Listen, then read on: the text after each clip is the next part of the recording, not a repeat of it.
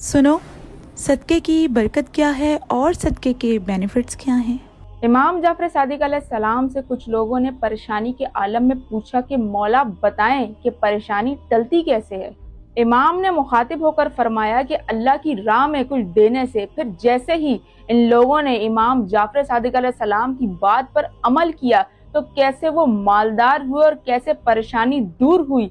लेकिन इससे पहले बताती चलूं कि अगर परेशानी हो और बलाएं घेर लें तो फौरी सदका दें। आप खुद हैरान होंगे इस अमल से ये देख कर के बलाएं कैसे टल जाती हैं। और बाज लोग सदके का दूसरों से कहते हैं, दूसरों से कहना मतलब आज का काम कल पर डालना है। इमाम जाफर सादिक अलैहिस्सलाम फरमाते हैं, जब अल्लाह की राह में कुछ देने का इरादा करो तो दूसरों के सुपुर्द ना करो, कि जो इंसान अपना काम खुद करता है वो हमेशा मुतमईन रहता है। तो ए इंसान मुतमईन रहना सीख, क्योंकि सदका 70,000 बलाओं को टाल देता है। जब आप अनाज या पैसे की शक्ल में सदका करते हैं तो ये सदका आपको कुछ कह के जाता है। तो ये सदका कहता है कि ए इंसान, तेरा शुक्रिया कि मैं हकीर था, तूने मुझे इज्जत दे दी। मैं फना होने वाला था, तूने मुझे बका दे दी। मैं सिर्फ दुनिया का था, तूने तो मुझे आखिरत भी दे दी। मुझ में बरकत नहीं थी, तूने मुझ में बरकत पैदा कर दी। इसलिए कहा गया कि ए इंसान, जितना हो सके अल्लाह की राह में देते रहो, फिर चाहे तुम्हारी जितनी तौफीक ही क्यों ना हो, क्योंकि वो सदका दुनिया में लेके फिरेगा और आखिरत में तेरी तरफ ही पलटेगा। अब आते हैं उन लोगों की तरफ जिन्होंने इमाम जाफर सादिक अलैहिस्सलाम से परेशानी के आलम में सवाल किया कि शहर के बड़े बाजार में एक तिजारती काफिला सफर की तैयारियों में मसरूफ था और कुछ लोग तिजारत का माल सरों पर उठाए इधर उधर जा रहे थे और कुछ लोग ऊंटनियों पर सामान लाद रहे थे, जबकि कुछ ताजिर आपस में मशवरा कर रहे थे।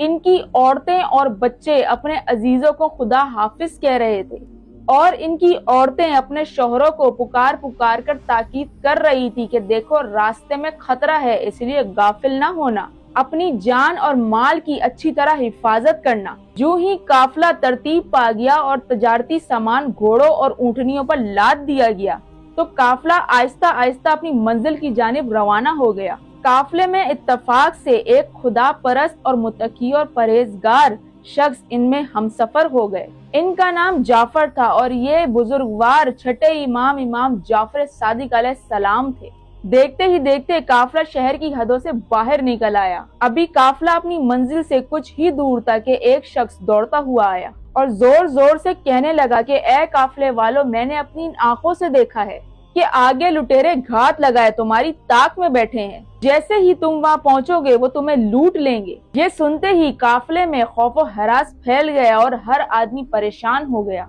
वो एक दूसरे को सहमी हुई नजरों से देखने लगे, गोया कह रहे हो कि अब क्या होगा। लोगों को खौफजदा देखकर इमाम जाफर सादिक अलैहिस्सलाम ने इन लोगों से पूछा कि ऐ लोगों, इतने खौफजदा और परेशान क्यों हो। वो सब यकजबा होके बोले कि हम ताजिर हैं और हमारे पास जो माल है, हमें डर है कि आगे रास्ते में लुटेरे लूट लेंगे। तो इमाम ने इनसे कहा कि हौसला रखो, अल्लाह मालिक है। फिर कुछ देर सोचने के बाद तमाम ताजिरों ने इमाम जाफर सादिक अलैहिस्सलाम से कहा कि आप एक खुदा परस्त और मुत्तकी शख्स हैं, हम चाहते हैं कि अपना माल आपके पास रखवा दें कि लुटेरे इसे आपका माल समझकर नहीं लूटेंगे। इमाम जाफर सादिक अलैहिस्सलाम ने फरमाया कि ये तुम किस तरह कह सकते हो सकता है कि लुटेरे तुम्हारा माल लूटने के बजाय मेरा माल लूटने का इरादा रखते हो। अगर इस तरह हुआ तो तुम अपने माल से हाथ धो बैठोगे। इमाम की ये बात सुनकर सब परेशान हो गए और परेशानी के आलम में कहने लगे, तो फिर हम क्या करें, लुटेरे तो हमारी ताक में बैठे हुए हैं। इस तरह कुछ देर तजारती लोगों का वक्त परेशानी में गुजर गया और वो कोई फैसला ना कर सके। चुनाचा वो फिर इमाम से कहने लगे, आपकी क्या राय है, क्या हम अपना माल इस सहरा में दफन कर दें ताकि जब लुटेरों से छुटकारा मिले तो इसे निकाल लें और दोबारा अपना सफर शुरू कर दें। इमाम जाफर सादिक अलैहिस्सलाम ने फरमाया कि देखो, अगर अपनी भलाई चाहते हो तो अपना ये माल ऐसे के पास रखवाओ कि जो बेहतरीन हिफाजत करे और इसे सही सलामत तुम तक पहुंचा दे। ये सुनते ही काफिले वालों की आंखें चमक उठी और उनके चेहरों से खौफ के साए दूर हो गए और वो सब बोल उठे कि सरकार वो कौन है। फिर इमाम जाफर सादिक अलैहिस्सलाम ने काफिले वालों को इस तरह आमादा देखा और फरमाया कि वो अल्लाह की जात है। ये सुनकर वो कहने लगे कि ए इमाम, ہم اللہ کے پاس اپنا مال کیسے رکھوائیں؟ امام نے فرمایا کہ اللہ کی راہ میں ایک حصہ غریبوں اور محتاجوں کو دے دو۔ امام کی بات سن کر وہ کہنے لگے کہ اس بیابان میں تو نہ کوئی غریب ہے اور نہ کوئی محتاج، تو ہم اپنا مال کس کو دیں؟ اس پر امام نے مخاطب ہو کر فرمایا کہ تم نیت کر لو کہ تم اپنے مال کا تیسرا حصہ اللہ کی راہ میں دے دو گے تاکہ وہ تمہارے باقی مال کی ہر طرح سے حفاظت کرے۔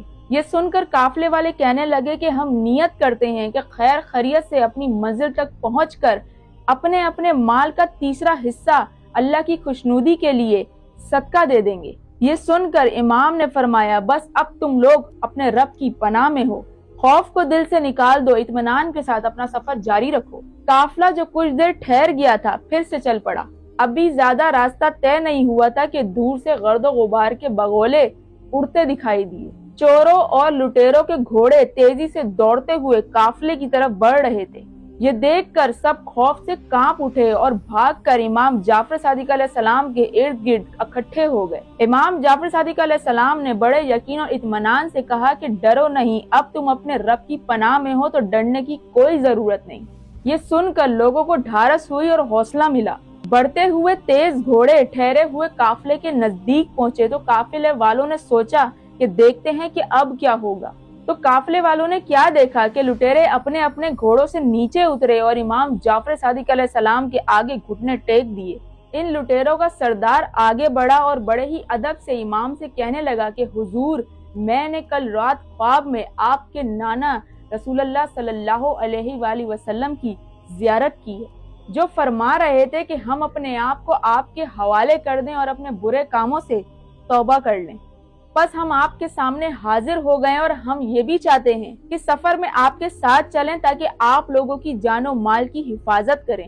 امام جعفر صادق علیہ السلام نے ان لٹیروں کے سردار سے کہا کہ اللہ تمہارے گناہوں کو معاف کرنے والا ہے، اللہ کی بارگاہ میں سچے دل سے توبہ کرو، اور رہی بات ہماری مدد کی تو ہمیں تمہاری مدد کی کوئی ضرورت نہیں۔ جس ذات نے ہمیں تم سے بچایا ہے وہی ذات ہمیں دوسرے دشمنوں سے بھی بچانے والی ہے۔ یہ دیکھ کر قافلے والے بہت مطمئن اور خوش ہو گئے کہ ان کے ہمسفر فرزند رسول ہیں۔ ان سب نے مل کر خوشی سے تکبیر کا نعرہ بلند کیا اور قافلہ دوبارہ روانہ ہو گیا۔